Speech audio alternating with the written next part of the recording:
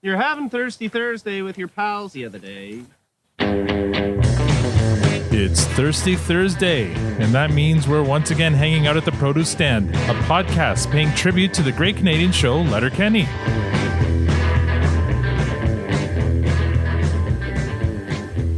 Now, I know what you're thinking. There are many other podcasts about Letterkenny out there, but this one never skips leg day. I'm Al, your host, and joining me in the room, as always, is I'm going to get a new name. I'm gonna get is the lovely Tanya. Lovey. And online, we have Squirrely Matt and Vesuvius Victor. Hey-o. How you guys doing today? Good. Welcome to season 3. Yes, welcome to season 3. We've lasted 2 seasons. That's awesome. And Victor's got the Letterkenny season 3 background going on. Maybe I should just do a screen cap. Let's do that. And then I can smile for the camera. All right. Oh, you have to get that. Oh, no. Do it again. Do it again. Here we go. Done. All right.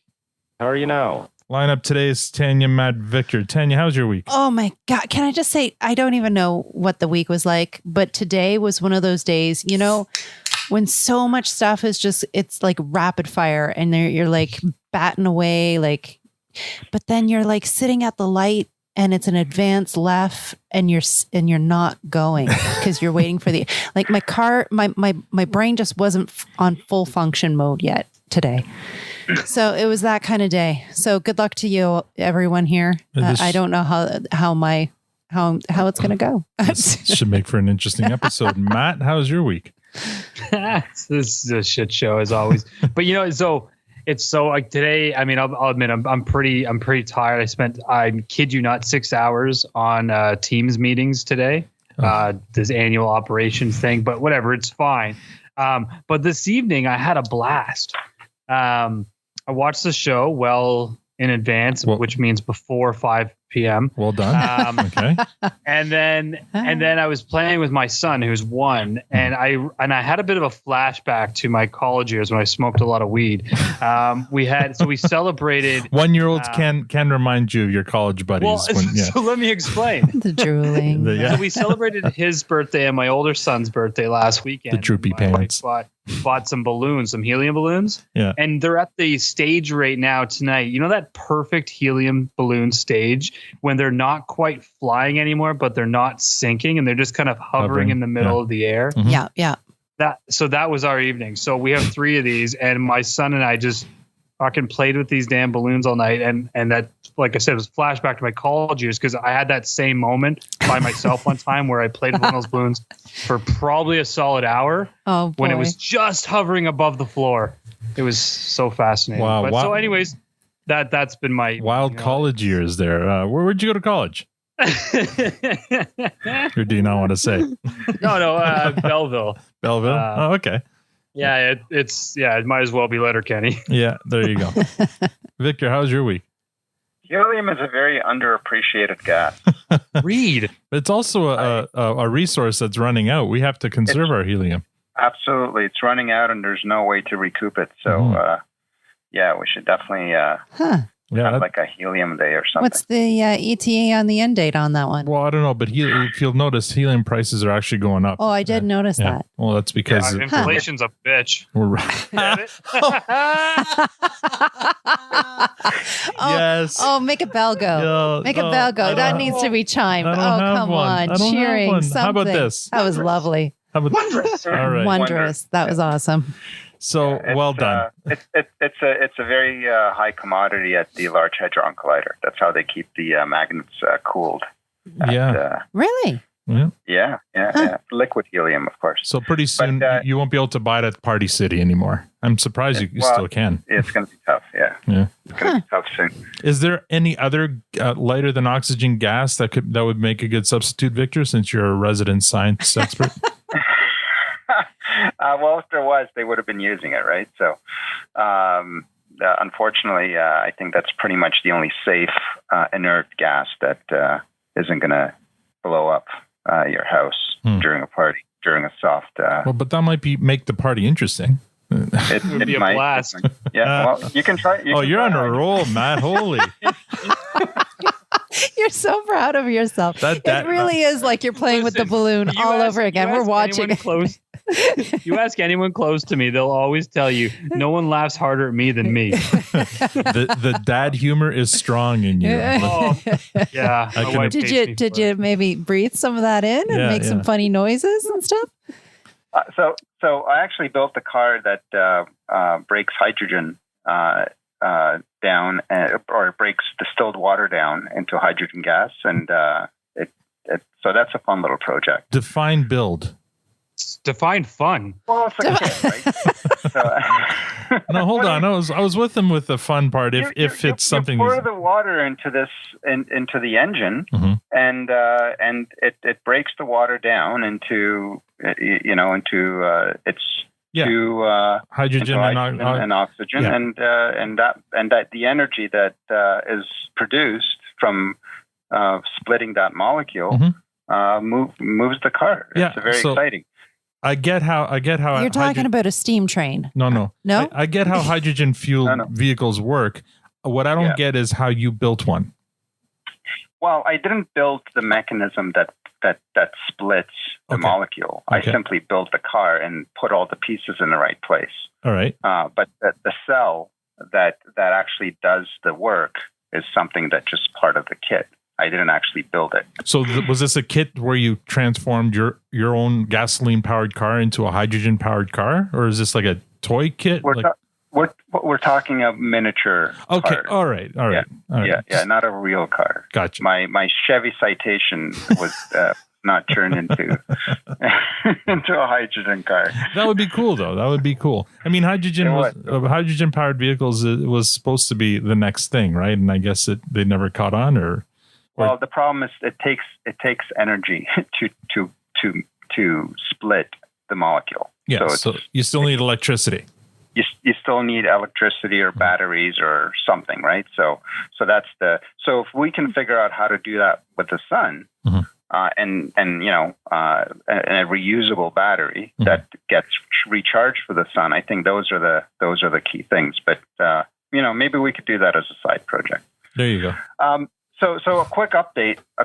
Oh, yes. Pumpkin is doing a lot better. Oh, awesome. Nice. The last 3 days, yes, she's been, and like today, she's just feeling great. She spent the day outside, basking in the sun, and she's great. She's, calling us for fights and stuff like that, and airing of grievances. She's been doing great. She's going to have to go to the doctor tomorrow for a checkup again.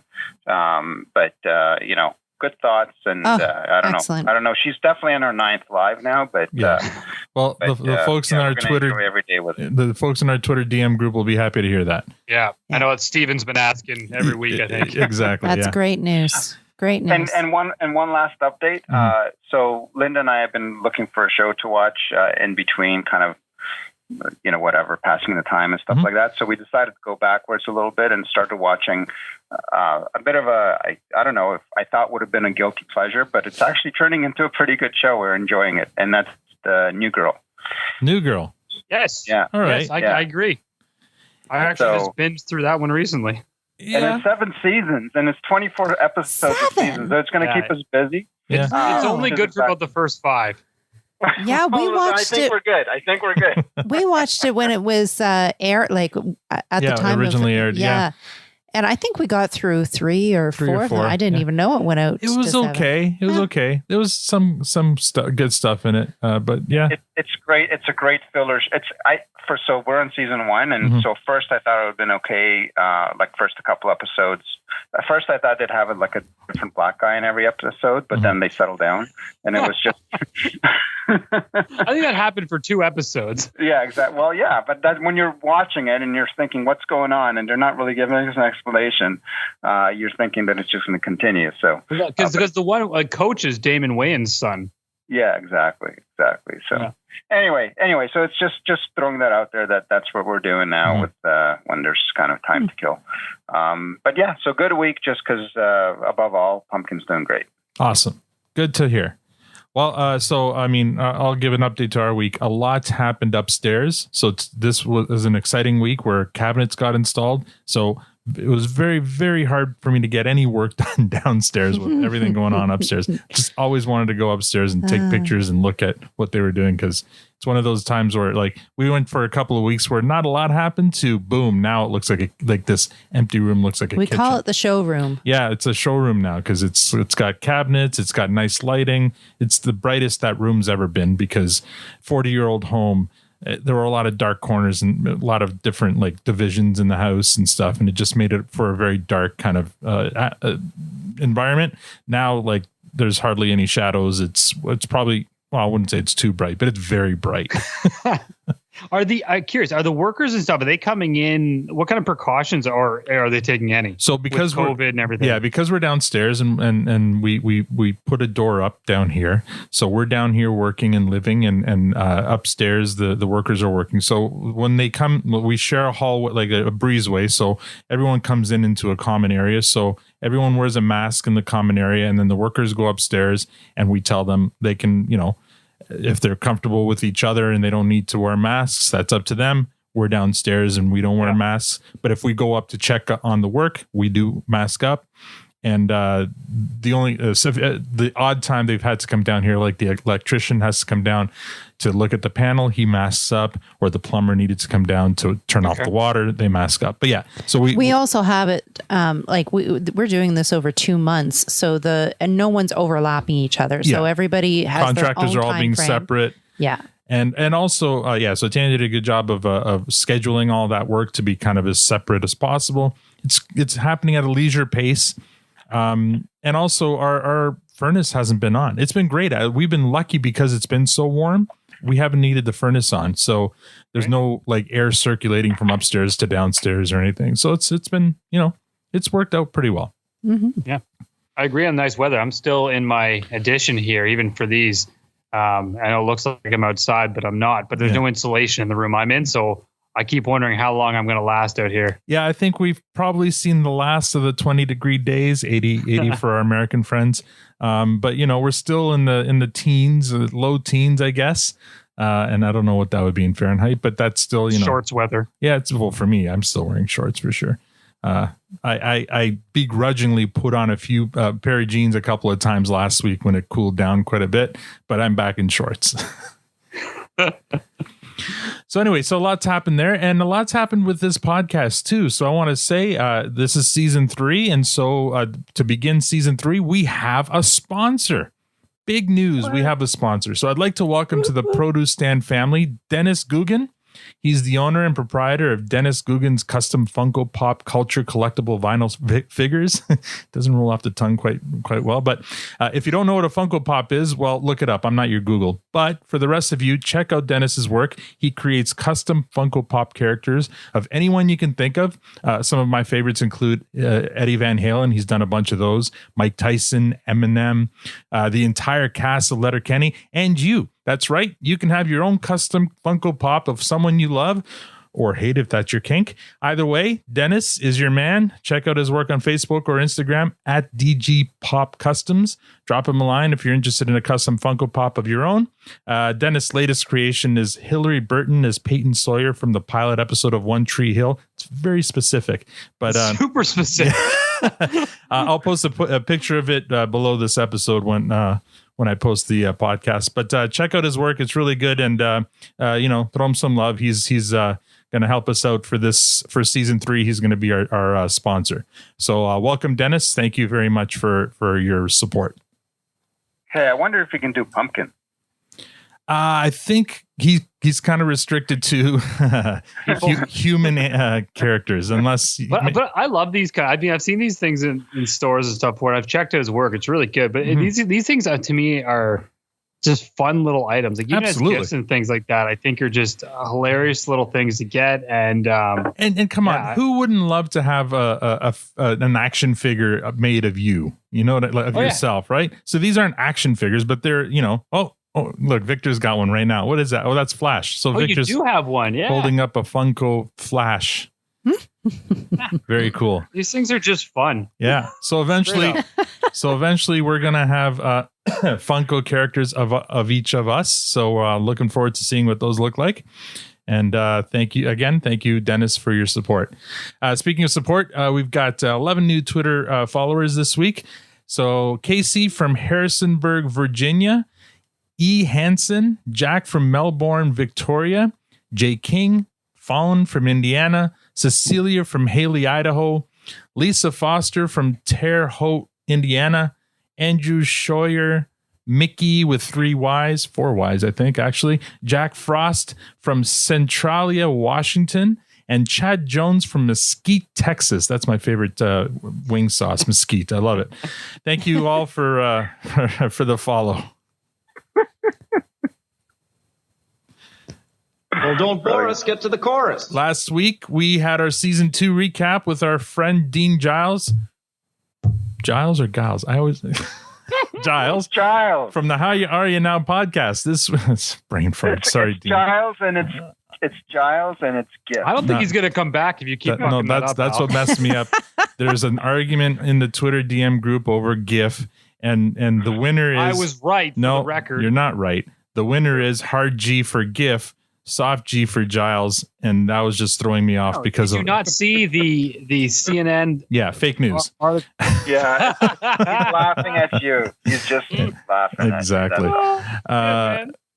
Last week we had our season 2 recap with our friend Dean Giles from the How Are You Now podcast. This week we begin our recap and review of season 3, starting with episode 1, Sled Shack. So we begin with the cold open. Oh wait, Matt, did you do your homework? Yeah, we went over this. I did. You did. Well, no, follow the script here. Tanya, did you do your homework? Yes. Victor, did you do your homework? I didn't do that right. Yes. I did. I watched it with Linda. Did you? What, today or yesterday or? Yesterday. Yeah. No. My routine is to watch it the day before. Yeah. Has William stopped watching it with you?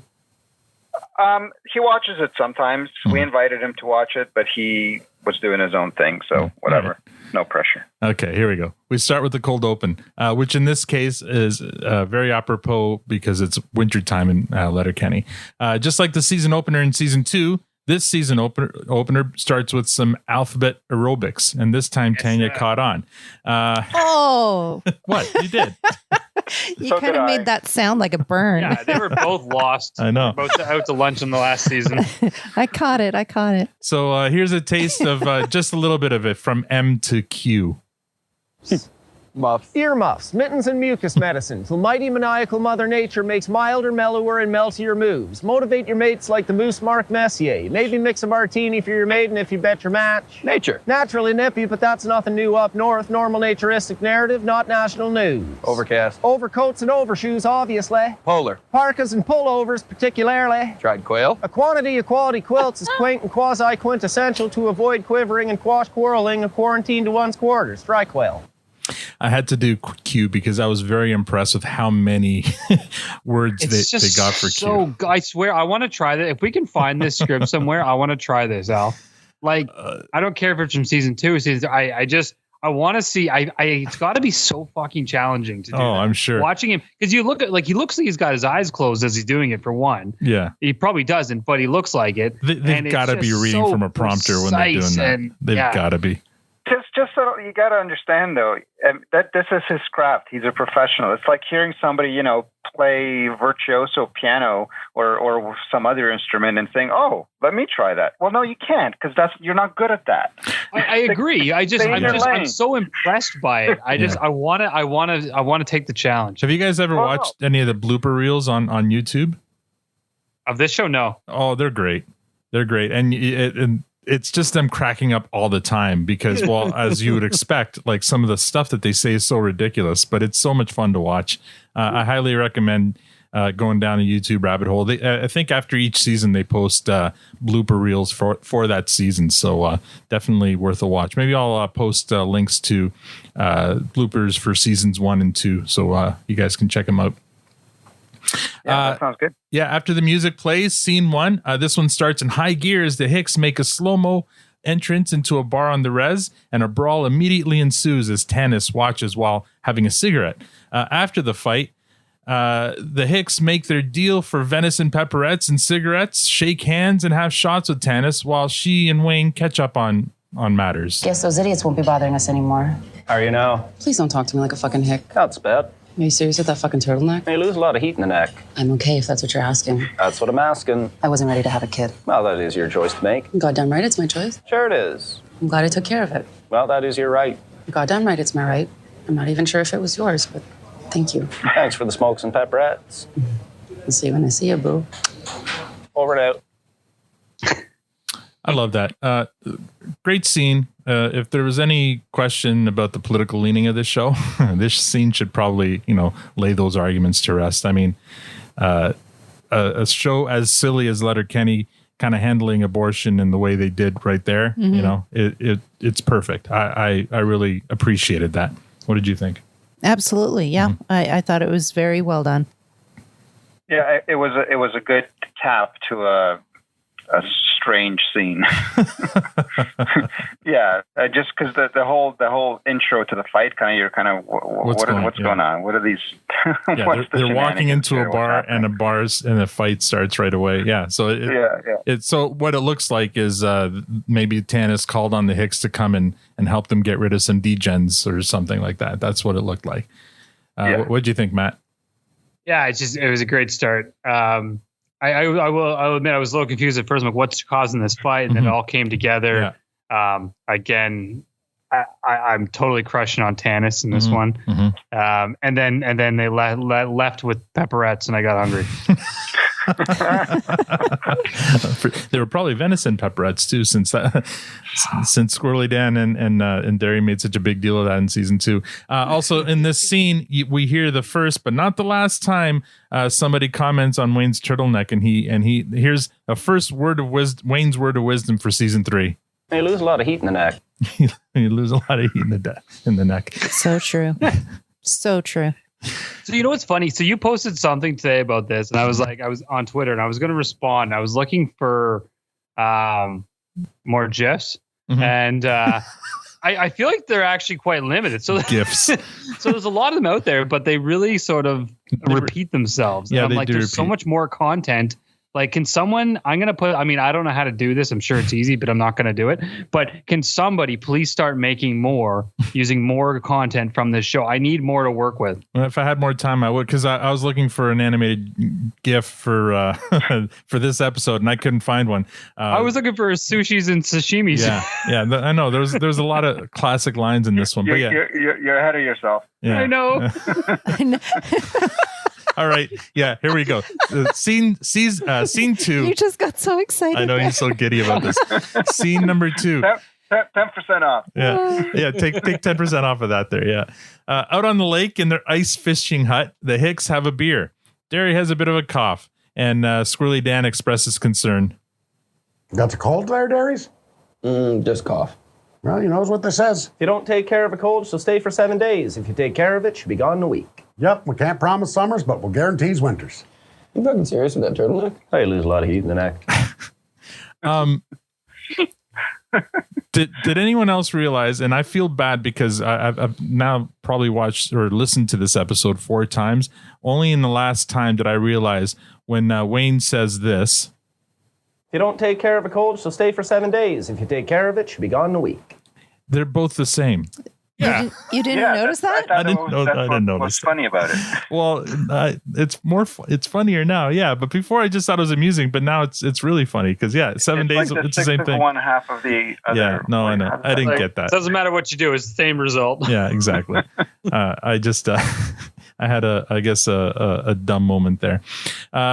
So the Hicks go on to talk about Jivin' Pete fishing with the degens from upcountry, talking about the fish Pete pulled from the lake.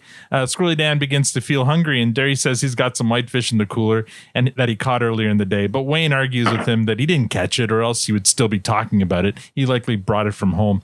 Squirrely Dan laments that they have nothing to even cook it on. You gonna let that stop you? What do you mean?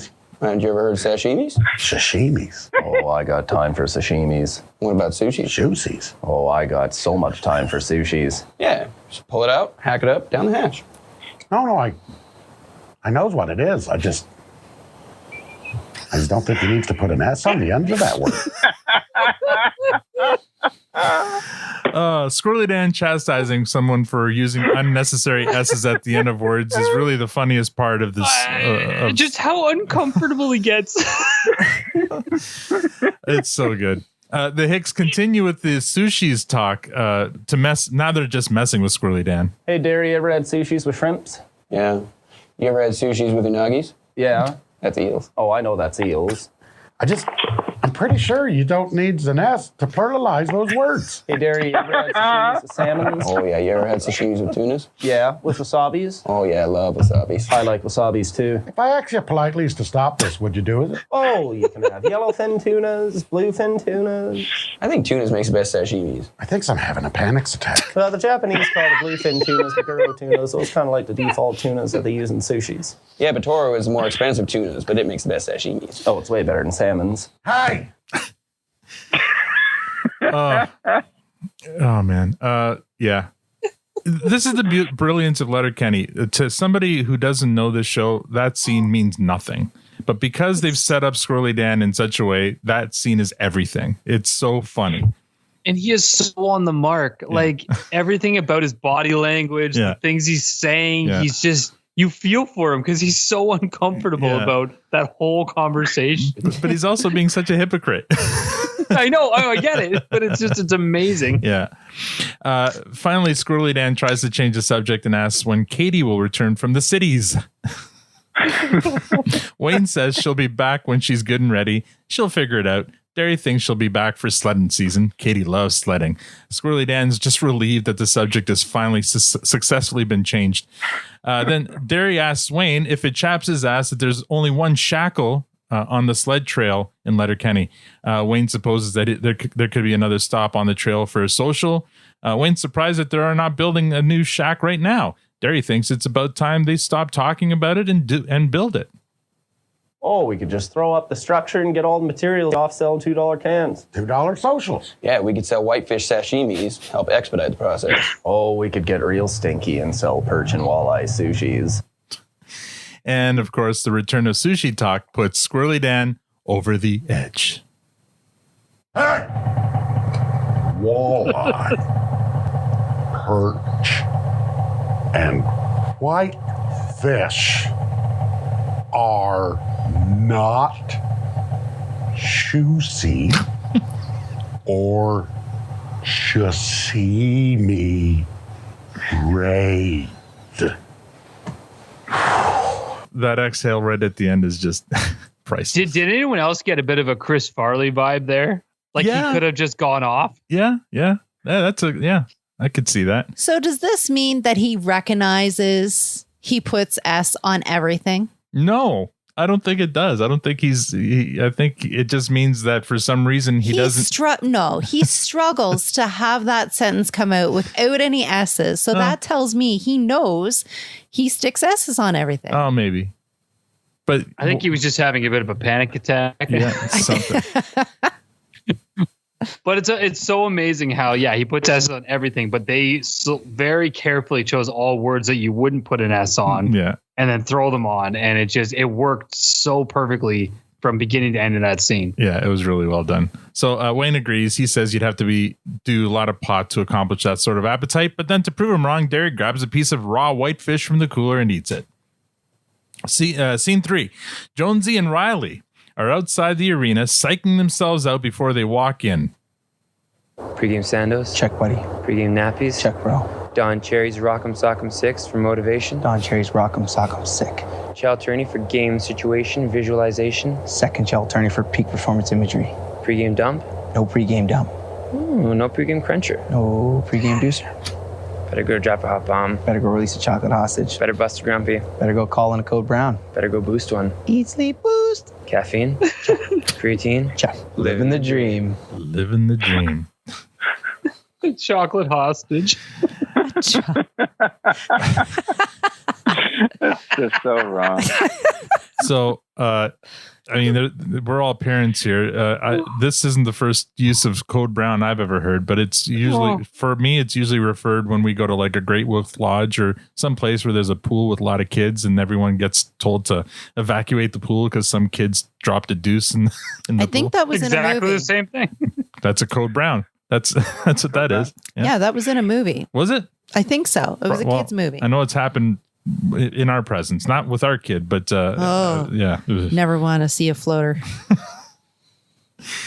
The hockey players slow-mo walk into the arena and are immediately accosted by adoring fans asking for autographs and taking their pictures. Something is definitely different from that last season. So you cut to a leaderboard on the wall showing both Riley and Jonesy at the top of the league in penalty minutes by a mile, and goals and assists. They both have scored 46 goals and 46 assists. Presumably, they're assisting on each other's goals. But then the camera pans over to the league standings, and the Letterkenny Irish are dead last in the league with 0 wins and 15 losses. So not only they have 46 goals and assists each, but they've done that in 15 games, which is insane. And still didn't score enough goals to win. Yeah, exactly. And are still fucking rock stars. Yeah. Oh man. Yeah.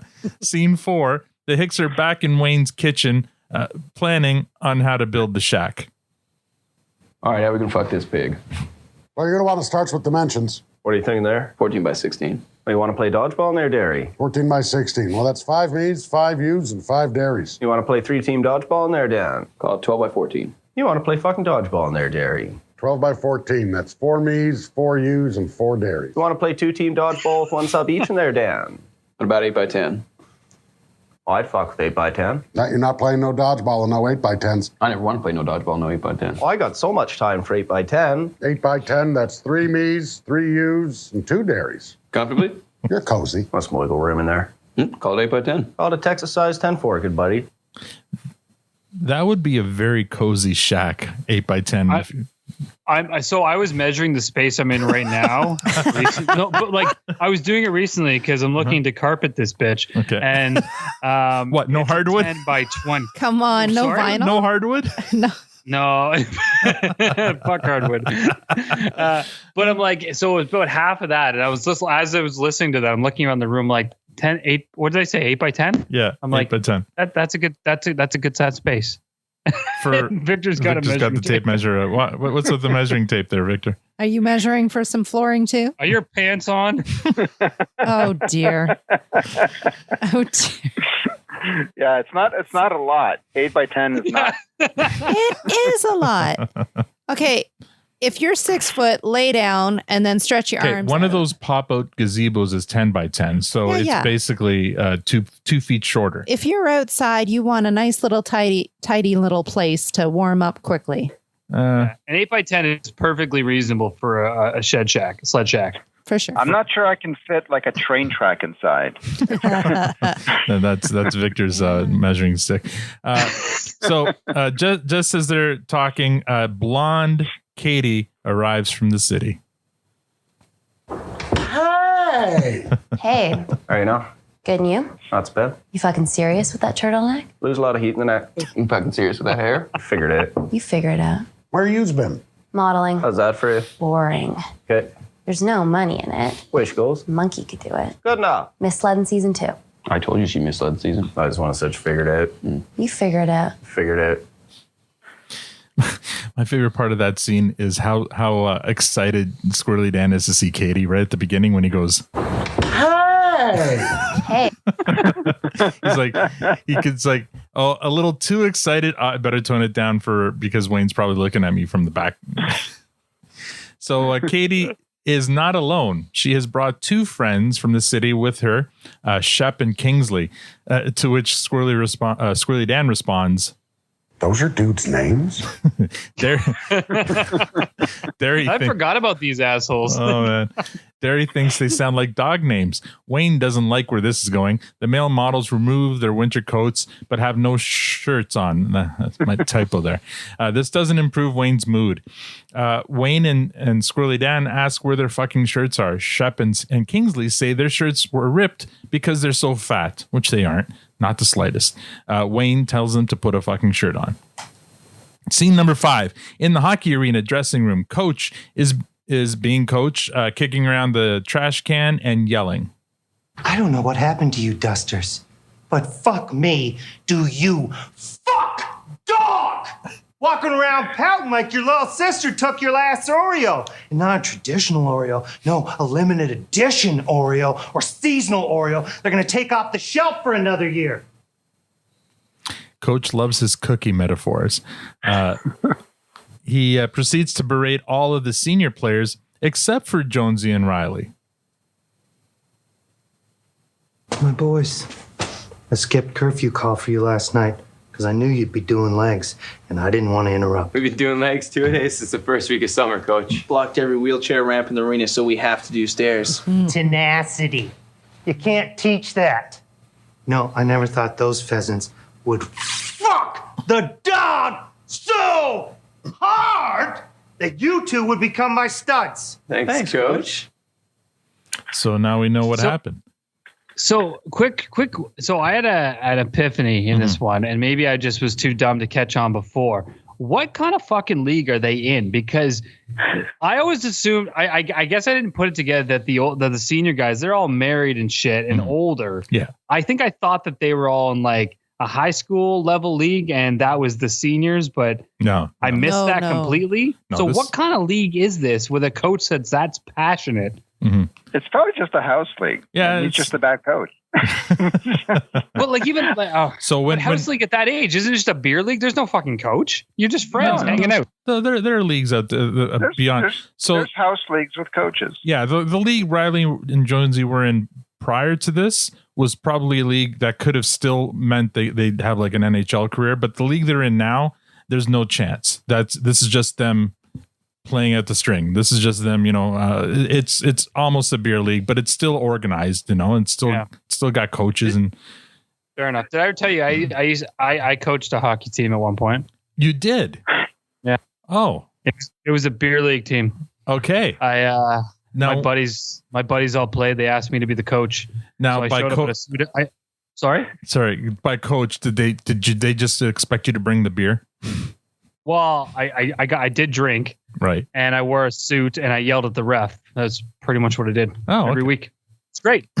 they would escort me across the ice like you do, and no, it was fantastic. No, they don't. I swear to God, this is a true story. I would wear a suit every time. The other teams thought I was an asshole, and I would just yell at players and razz everyone and yell at refs. I almost got thrown out a couple times because were you like, hired who as the fuck are you? Were you hired as a coach? Yeah, I was just gonna ask. No, there were no coaches in this league. So you were hired as an actor. Yeah, basically. Okay, so this was basically wrestling, where sometimes a tag team comes out with a manager. You're and that manager just interferes. You were the mouth of the South. You were just there with a megaphone and yelling at the refs. They brought me on for entertainment purposes, and I just razzed people the whole time. It was fun. So you were Bobby the Brain Heenan. Well, I was going to say Bobby Heenan, but I was thinking more mouth of the South because he was a little more kind of obnoxious and annoying. Well, I think they're both obnoxious. Or Captain Lou Albano. I was certainly annoying, though. Yes. Well done. So basically, your buddies just drinking beer with you, but because you couldn't play hockey, they found a role for you anyway. You got it, buddy. Those are good friends. Despite Riley and Jonesy being the new surprising coaches' darlings and the team's 2 top players, there's still the matter of the team being winless. But I need one win. 1 W. What are you going to do to get me that? Selfish hockey. That's right. Selfish hockey. Break it down. Skate the puck. Don't pass it. Headman's still going to be there when you catch up, boys. Take it coast to coast. Shots from poor angles are still shots. Buck and a half, 2 minute shifts, 3 minutes even. Cruise the blue line to catch your breath. Bad balance, that's a good breakaway. Gotta get the bounces, boys. Perfect.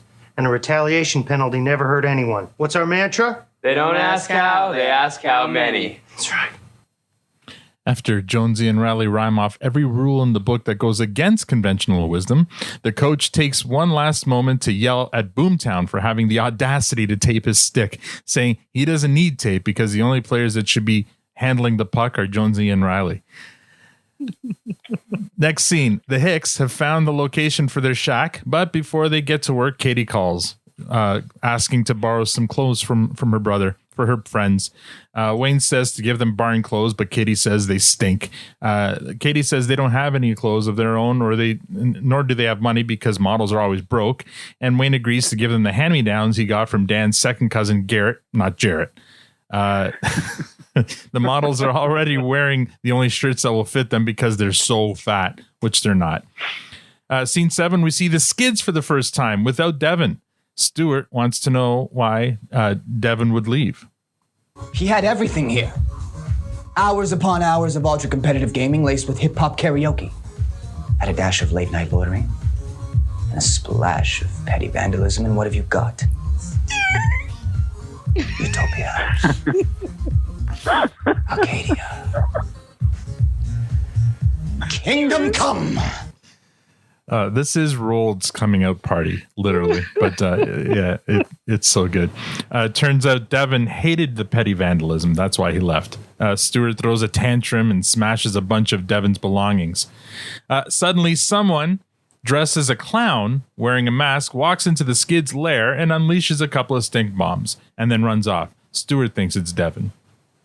Scene 8, back out in the woods, the Hicks admire the fruits of their labor. The shack is done with the help of Tyson and Joint Boy because more hands make less work.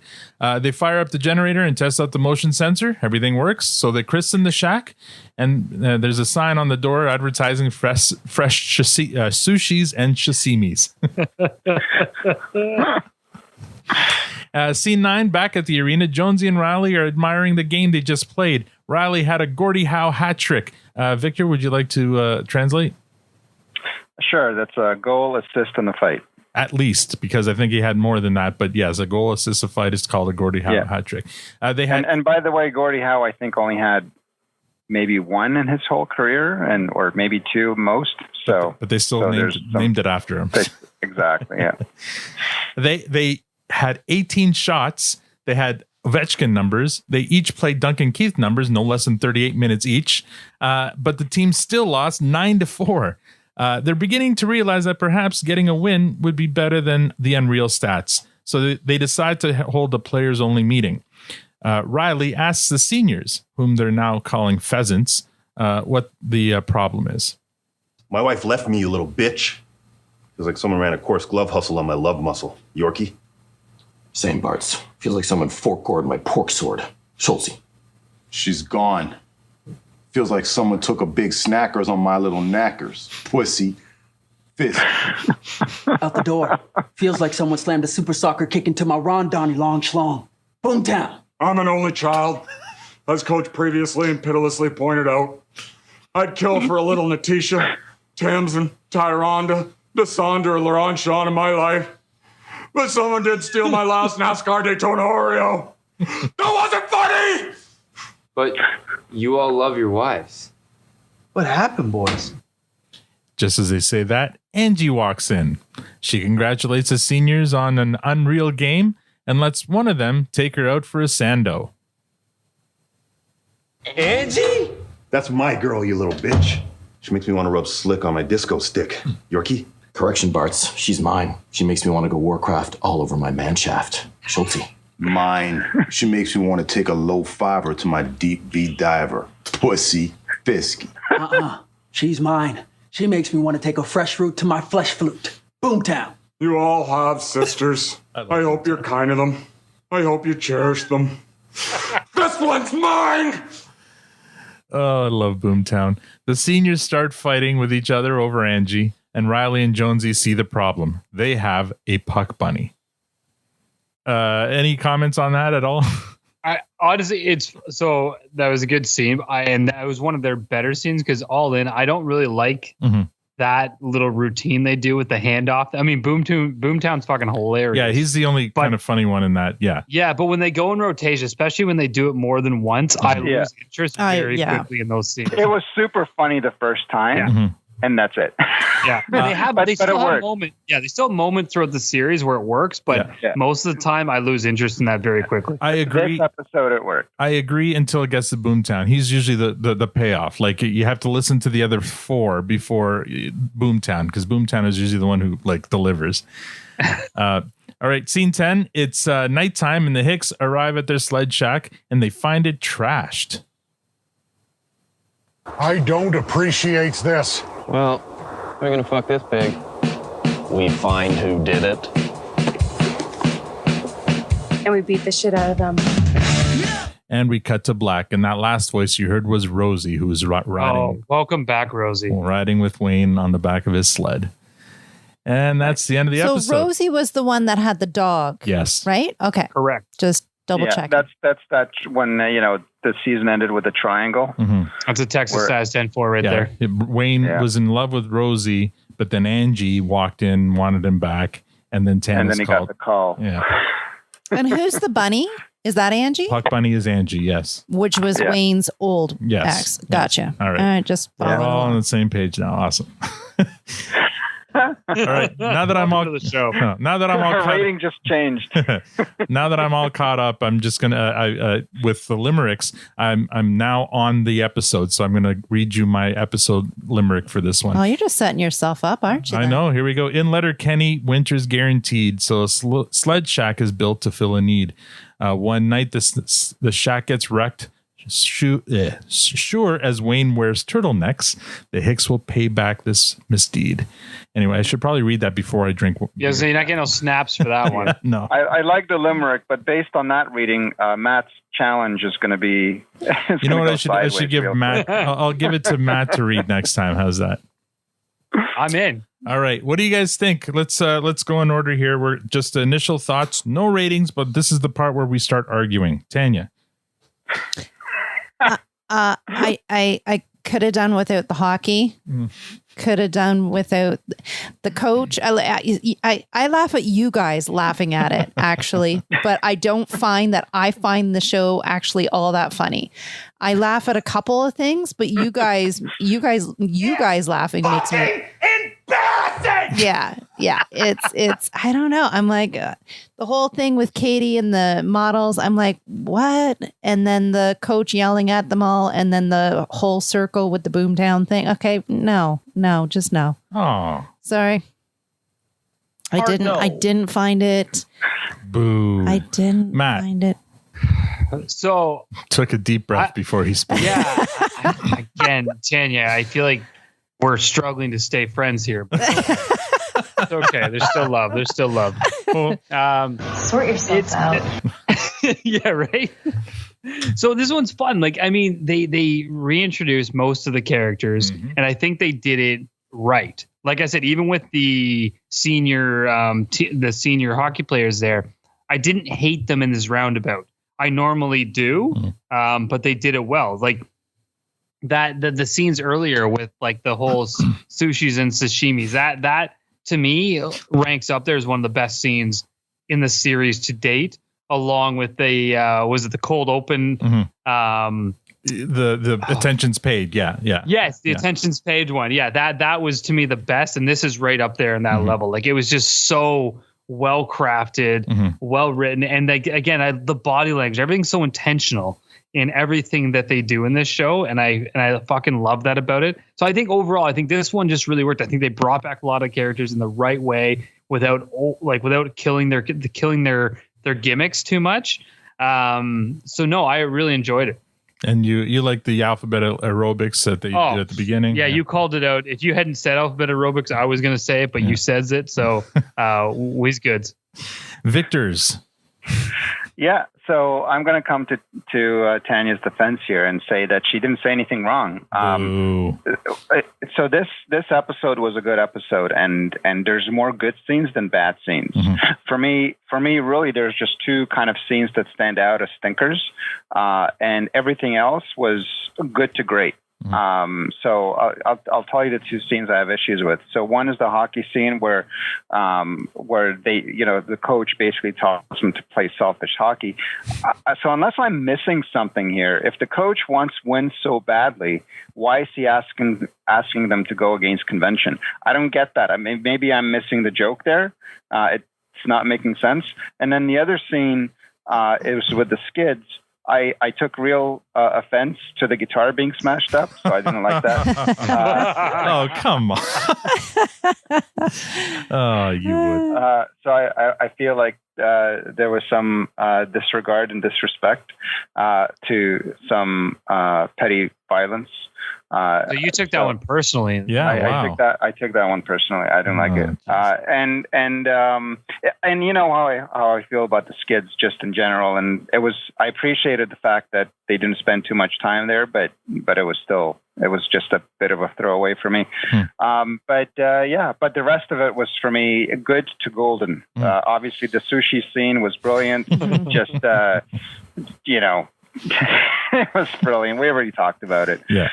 The rest, and I love how.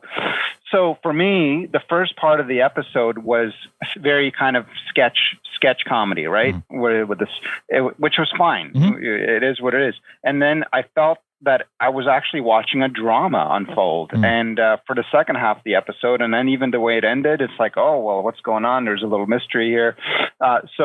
I wanted to actually keep watching. I wanted to watch the next episode. Oh, there you go. That's good. Rarely did I feel like that at the end of just typical episodes. So I definitely liked it.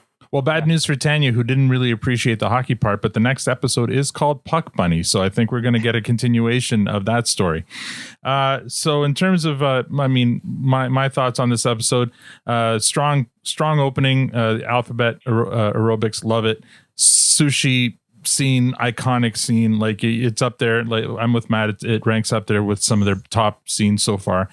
Mostly the acting, the writing's fun too, but mostly the acting in that one. Oh, I agree. It's more the delivery than the dialogue in a lot of cases, and that scene was right on that bar. Yeah, I love. I really enjoyed the hockey angle because I liked seeing the difference now. Like Jonesy and Riley have been such kind of fuck ups up until now, and now it's their turn to be.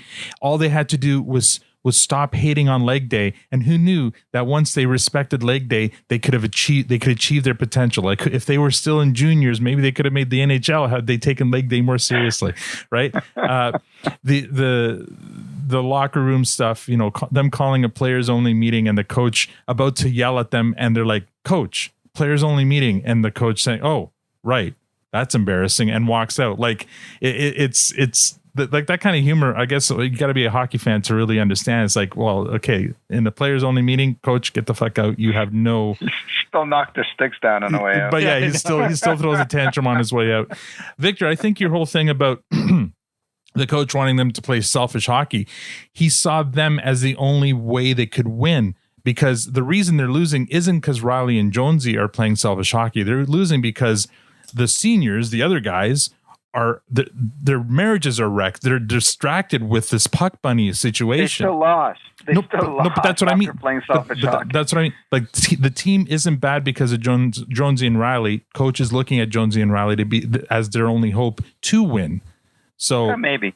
I don't know. I think if we read too deeply into that whole kind of part of the show, then we might be going down the wrong. Yeah, no, that's the way I read it though. Like, because up until then, that team, Jonesy and Riley were not, they were non-factors, but now they're the best players because the other guys are non-factors anymore because their marriages are ruined because of this Puck Bunny situation. No, but the most common cliche in hockey is teams with selfish players don't win. No, right. So the worst teams in the league have like these single superstars that are everything. It's like this isn't basketball, guys. No, but it's like this is like the whole story about Steve Yzerman, right? Yeah, he played for 10 years, was one of the top scorers in the league every single year, over 100 points every single year. The only really best player on the team, and then Scotty Bowman comes and basically tells him, "Hey, settle down. start playing team hockey, and he does, and they will start winning Stanley Cups. For sure. Same thing with Ovechkin, That's why this whole thing, because it's supposed to be all about hockey, I don't know. Yeah, same thing with Ovechkin, but again, if they're like in the Capitals case, Ovechkin was their only stud, and he had to do everything, and when he had to do everything, they were losing, but they still counted on him to do everything. Same in this case. Jonesy and Radley were being counted on to do everything because the rest of the team sucked. Anyway, it made it for fun because everything Jonesy and Radley said there reminded me of like kind of some of those early '90s Leafs, like or early aught Leafs, where it's the Muskoka Five, and they were just there to collect their stats, and that the team wasn't any good, even though they were collecting their stats, right? Yep. Yeah. Screaming Gary Lehman. Exactly. All right. So let's move on to our ratings then. Tanya, I'm afraid to ask, what do you give? Did anything we just said here change your mind at all from what you were about to give this? No. Before you rate it, just think about the scenes you talked about and that you had issues with were really just 2 scenes out of the whole show. Well, no, there was the skid. I'll leave you with that. There were the skid part. So let me talk about the skids really quickly here, though. So they're dealing. This is something I appreciated because I know what's going to happen. Like Devin has left the show. The actor has gone. He's no longer with the show. So what they're doing here, whether it's on purpose or being playful, is they're taking shots at Devin in that scene. They're probably taking shots at the actor. Why would the actor leave?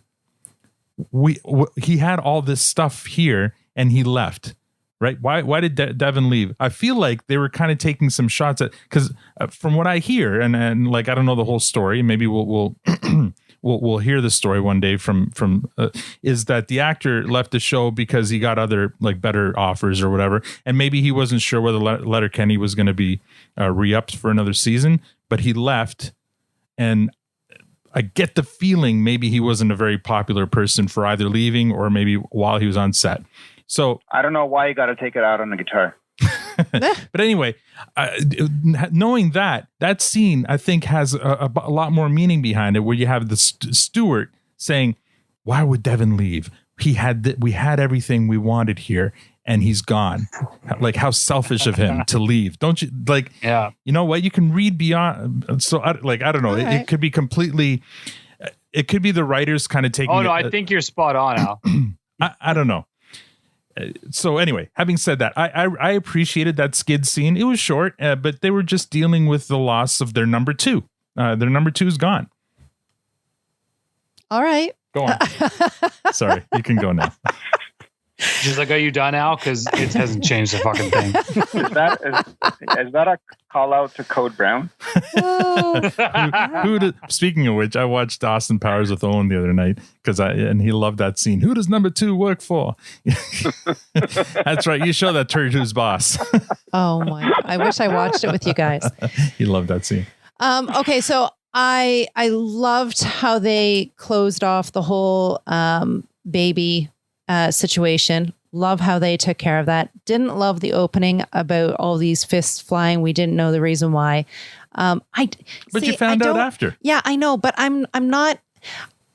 I like the fighting scenes when they're actually showing us the reason, like for him defending himself for being the top. Well, in this case, alpha. his who he thought was pregnant girlfriend Tanis asked him to come and help them. I know, get but rid of some usually we degens. have the setup for that. Like the guy who, had his pants down and he punched that guy and stuff. Like we usually know the reason why. I'm so with Tanya on I know we everything usually, she's saying. we usually know the reason why the fight happens. Okay. And this one we just all of a I called out the fight as strange as well. Well, you find out later though why. But anyway, go on. Yeah. So so that.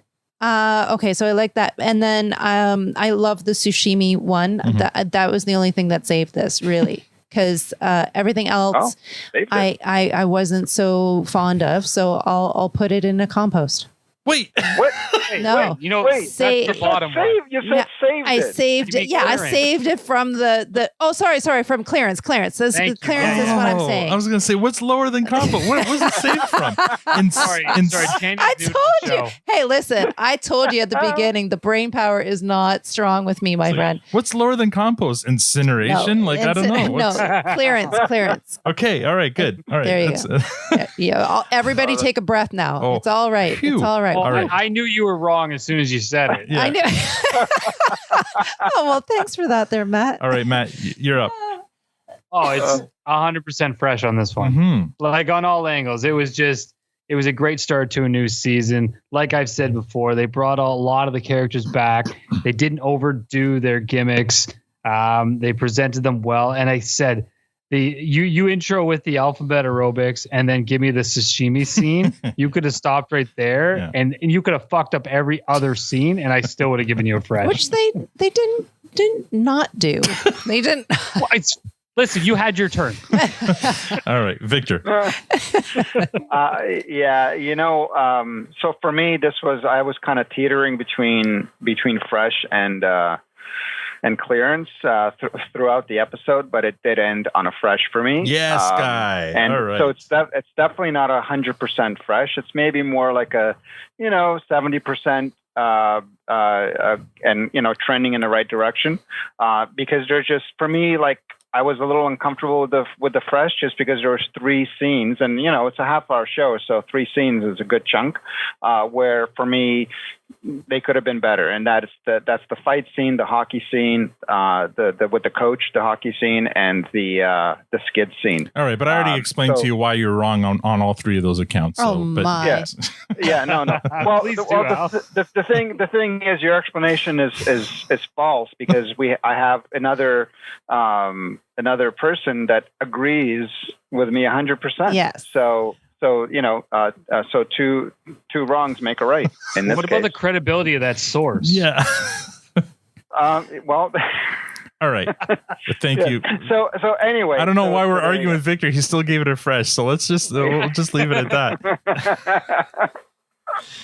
All right. Well, you're gonna beat me down into the clearance. Yeah, exactly. I don't want to do that. I want to talk him out of a fresh rating. How dare you give it a fresh? Yeah, because it's like Tanya. I didn't know there was something below compost. Victor didn't know there was something above fresh. Maybe, I don't know. I mean, I'm giving it a fresh. It was a great start to this season. It explained everything. All this, like it tied up the loose ends from the previous season. It started up some new storylines for this season. Everyone except Pastor Glenn were introduced, and Gail. Gail wasn't. But I mean, of the 4 factions, right? So the Skids, the Hicks, and the hockey players were introduced, but not the Christians, which would be Pastor Glenn. Where does Gail fall into all that? She's just one of the townsfolk. So I mean, there's like the incidental people, like McMurray and Dickens and stuff. So. I hope Dickens continues. Yeah. Oh yeah. Don't worry. There's a lot more Dickens. Okay, good. No slim pickings for Dickens. So I give this a fresh for sure. It's a strong start to this season. Love the sushi opening. I love the alphabet aerobics. I enjoyed the hockey player stuff. I am with you guys. I do agree with you. The whole seniors thing, when they're going back and like going in order, gets tiring after a while until you get to Boomtown. Usually Boomtown saves that whole sequence, and he did this time as well. And I didn't have any of the exceptions with the other stuff with Coach and with Riley and Jonesy. I thought they were great. And the Skids, I thought it was a good story, and you're going to have to start appreciating the Skid stories, or else you're never going to give this a good rating. Like, because they're 1/4 of this show. I gave it a fresh. No, I'm sorry. They're having a dispute. Yeah, I'm directing this more at Tanya because this is a domestic conversation. She wasn't calling out the Skids as the problem. Listen. She was calling out all the other things. The Skids had a very, very big part in the whole fart book thing, and I gave that a fresh. Okay, good. So I just want to make sure that you don't. You were wrong then too. So we know about the Skids. They're going to be. You're just never happy now. We know about the Skids. They're going to be overly dramatic. They're going to be very poetic sometimes. They're going to be very like over the top in a lot of the stuff they do, but that's just them. So accept them, because there's some strong skid storylines coming up you'll need to appreciate. Uh-oh. All right. In terms of our top fives, does this knock anybody's top five? I'll start with Tanya. Does this knock any of your top fives? No. No, I didn't think so. Matt, any of yours? You know what? Actually, yeah, it's gonna bump number 5. So it's gonna push Ain't No Reason to Get Excited off the list, and this is gonna take spot there. So yeah, it's bumping your season 1, episode 1 off, eh? Okay. Yeah. Victor, does this bump your top 5 at all? I have no idea because I forget what my top 5 Let are. me review your top 5 with you. At number 1, you have relationships, which is the dating one. That's the best episode ever. Yeah. At number 2, you have A Fuss in the Backbush. That's the season finale of season 1. That's when they have the big. Yeah, no, that was a better episode. Yeah. A Fuss at the Egg Hall, which is the first of last season, which is it sets up the election. It's not the election episode, but it's the one that sets up the election. Yeah, no, I did like that episode. Mhm. I think a little bit more. Fart Book is your number 4. Okay. And Super Soft Birthday is your number 5. You know what? Super Soft Birthday is, I think, the title and the kind of the romance of the episode, I think is kind of bigger than the episode itself. Oh. So I think, why don't we knock that one off and put this one in place? All right. See, it's just Squirrely Dan is too good. And that scene deserves, I think, a lot of love. And so for that, I'm going to put it as my number 5. For that reason, and I swear, if Fart Book stays on you and Tanya's top 5 list by the end of this series, we're not podcasting together again. Yeah, and just know, because I'm the owner of my own domain, I can put things in without simply having the last episode be the next default thing to fall off. I can switch things around. You are the boss of your top 5 list. It's all good. It's all good. Okay, I'm looking at my top 5 list, and I think this. I agree. This one's better than Fuss at the Egg Hall. I think I'm going to put this in my number 5 as well. So this one makes 3 of our top 5s, and Tanya is on her own yet again. Well, this is where I like to be. A very confused compost, right? Incinerator. We need to put one. It's the color for the incinerator is black. All right. On to listener comments. We didn't really have many. There was one comment in the Twitter DM group from Miriam. She asked, so did you guys plus Gal get blowback with the election talk on the last episode? You got shit on for all the personal life talk last week. FYI, we're fine with both. So, and I responded saying we didn't really get any feedback, which probably means most of our listeners are like-minded or shy, or we just don't have as many listeners as we thought. Either way, yeah, no, we didn't. I didn't see any kind of blowback from it. So there you go, Miriam. So far, we're still okay with people listening. We did, and as mentioned before, we're also, I think it's important to say, we're also okay with people having different opinions, and certainly with the idea that people can have their own opinions about politics as well. Well, the fact that you guys have me here is a Well, not only that, in the DM group, we did have at least one person say, I'm conservative, and he didn't say who he voted for, but he did say, look, Dems won, and we asked them to suck it up when we won, and now we got to do the same. So again, which is a very fair comment. Exactly. I appreciate that. Yeah, and so that's why there was no conflict there. He was being respectful of the results as we had to be last time. So their leader could catch up to the conversation. That'd be great. Exactly. So yes, we appreciate so far the civility on our DM group, and luckily the DM group is not democratic. So I mean, if something ever did broke out, I have no problem kicking people out. So far, everyone's been really well behaved. Yeah, it's been fun. Yes, it's been fun. It's been kind of a nice distraction, and we're trying to build a community here. So we welcome all. Now on to some exciting news. Other than the fact that we have a sponsor, we're going to have our first Letterkenny cast member guest. Patrick Plywood McNeil is going to join us on Monday. this coming Monday for a puppers. So Patrick, no rehearsals. I know. Patrick plays Connor, one of the silent skids on the show. He's the tall one who often wears a gas mask. I've been chatting with him for a while now, and he promised he was going to come on when his schedule allowed. I think he works on production crews for other shows, and he just I guess a production window just closed, so now he's available, and he told me he'd be available at it whenever we needed him to come on. So we're gonna have him on Monday night.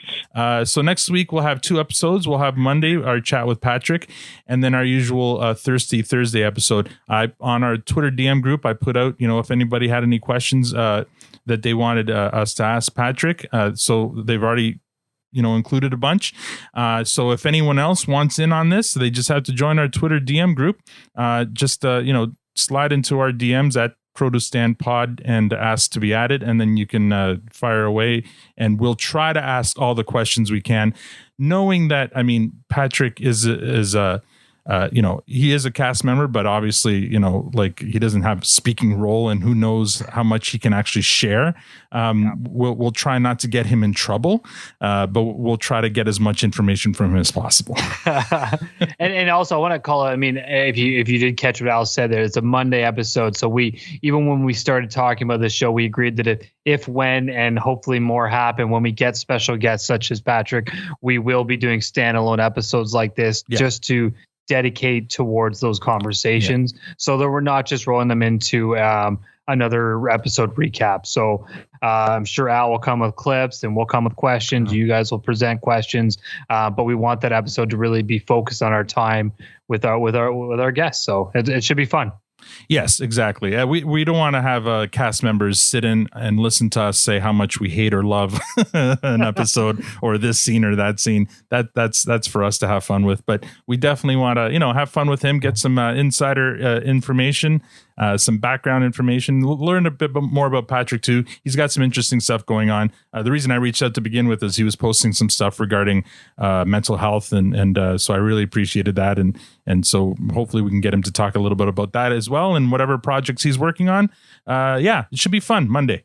So look for this in your feed Tuesday or late Monday night or early Tuesday morning, and then again Thursday we'll have our regular scheduled episode recap. All right, let me pull up the song for today, Tetrapod by Big Nick.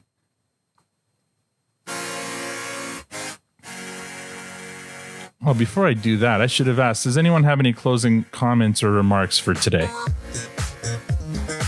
I can bring thought it was season 3. Yeah, well, season 3, there's some ups and downs, but it ended on a high, and I'm looking forward to the season. Yeah. Tanya, what do you... I'm looking forward to a fresh. Looking forward to a fresh. And if I recall this, I was glancing through some of the episodes that come. I believe this is a highly fresh season. Yeah, well, Dean said so, right? He's looking forward to us watching it. I'm looking forward to. Truth be told, they all run together, so I don't know what's happening this season. But until I watch it, and then I'm like, oh yeah, this was a good episode. So I know there's some really great episodes coming up, and so I'm looking forward to whatever they are. Absolutely. All right, and that's all we have for this episode.